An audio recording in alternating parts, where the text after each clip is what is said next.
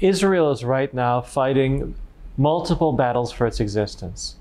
It's fighting on a military battlefield where the Jewish state currently has an advantage over the terrorists and the enemies who want to wipe the one Jewish state off the map.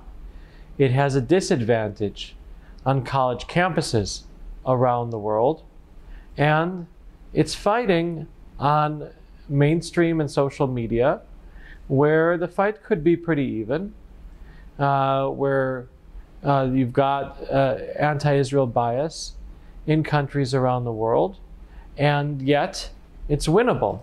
If we fight the fight in a proper way, if we hold media outlets around the world accountable, we will gain that deterrence where they would know that there's a watchdog and they have to be more careful to get their facts right. And then there'll be a lot more pro-Israel coverage around the world because justice is on our side. Look, around the world they report incorrectly about Israel. I remember we had an election here that Netanyahu won, and I was put on Russia Today as an expert, and the other person that they brought on was Noam Chomsky, who was a noted anti-Semite. He was the other expert about Israel. And he said, why are Israelis voting for Netanyahu?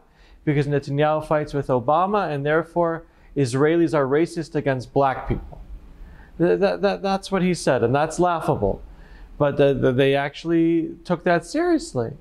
So that's Russia Today, a Russian propaganda television station. It happens in free and democratic places like the United States and in England, where they should really know better, where they should have more accurate coverage and not get things wrong.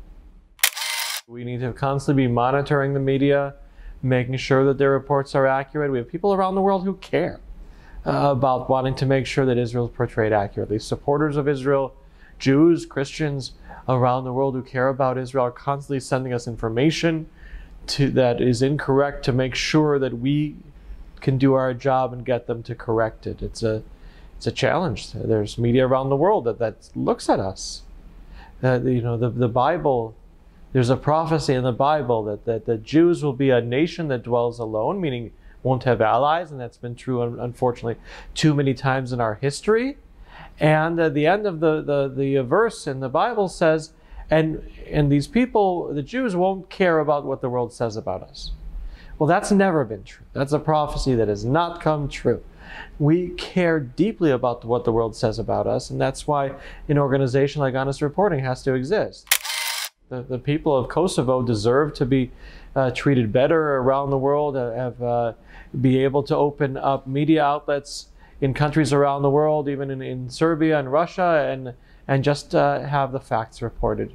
I can only hope for the best for the people of Kosovo. Thank you.